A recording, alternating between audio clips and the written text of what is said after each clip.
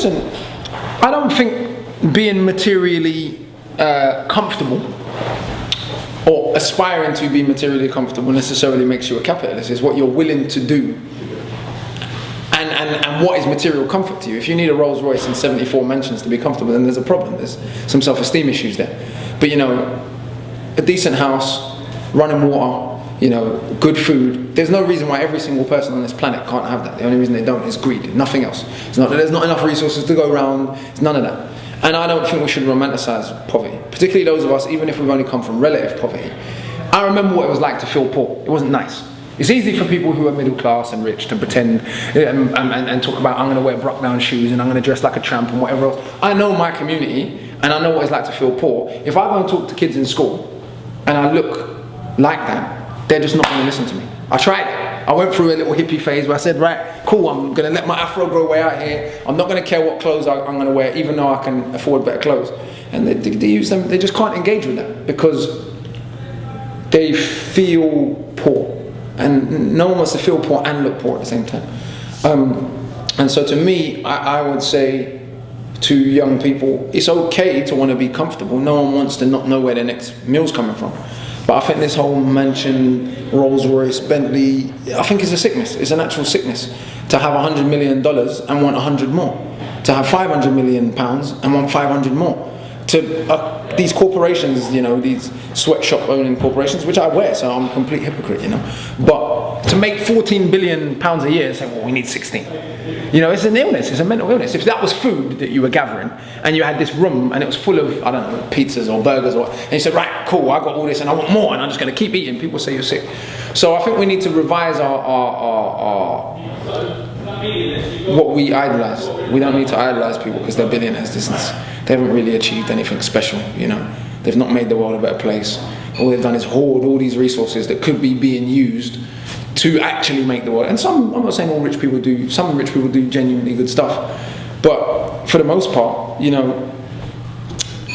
I think aiming to be comfy and then to spread that comfort as much as you can and aiming to earn your money, if you can, in a way that's dignified, in a way that doesn't violate your self-respect and your spirit, that's success to me, and I've done it. I'm not saying I've never done any wrong in my life when I was younger, and that didn't make me feel good. Whereas today, no one can tell me, and I earn my money making music that I love and educating people that I care about educating. And so, in a weird sense, and I know this because I can talk to friends and uncles and cousins and whatever else, I feel way more successful than friends of mine or cousins or uncles who've got more money than me. But what they are doing to make their money violates their spirit every day. And that's different. If you're a person that has no real spirit and you don't care, then that's fine. But a lot of people who do wrong, particularly who come from more difficult backgrounds, if there was a better option, genuinely in front, they'd take it. And that's the thing what makes me laugh about people being vilified. We live in a country and in a world where they'd rather put particular groups of people in prison than send them to a top-notch school.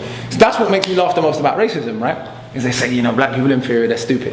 If that's really the case and you really believe it, you could send every black child to Harvard, and Eton and the most elitist institutions in the world, give them the best of everything. You wouldn't need to put anyone in no ghettos. You wouldn't need to make any effort. If you genuinely believe these people are inferior, you could give them the very best of everything. And they'd still fuck up, right? But the fact that you have to create these environments and go to so much effort in the States, in Brazil, in the Caribbean, all across Africa, to maintain a level of poverty, to maintain a lack of access to resources, etc., etc., it tells you don't even believe what you're saying yourself. And so, to me, I think revising what we see as successful and looking at people that serve community as success, I think would do a great deal. Also to ease our own insecurities. Like a lot of young boys, particularly young African Caribbean boys, feel unmanly because of the way hip hop's become and because of this expectation to have this, to drive that, to move that, and the way other men. Let's be real. When black rappers are flossing, who are they flossing? They're not flossing on rich white people. The people that make the cars that they're driving, the people that own the champagne companies that they're advertising for. So they're flossing on who? Us. And so there becomes this, racialized competition that no one wants to admit is racialized, but they're not really flossing on white people because white people are like, you're still black. You can dress up in as much white people's clothes as you want.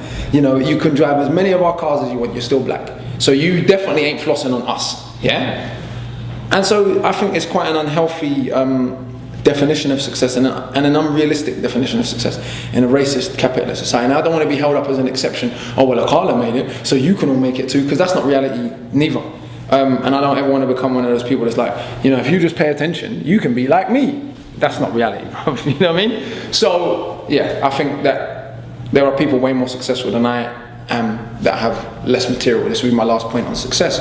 You know, Stokely Carmichael was way more successful than me. You know, he's going to live forever. Malcolm X or Toussaint Louverture or Jean-Jacques Dessalines. People that may have died in tragic circumstances. Amilcar Cabral, Assata Shakur. You know, these are people whose names will ring on throughout history because they sacrificed material gain for a bigger vision. And to me, really, when your name can be ringing out 200 years after you're dead for something you represent, Patrice Lumumba, that's way more successful than just being a rapper and doing a few shows. So also I think elevating those people as the pinnacle of human dignity and success would be useful.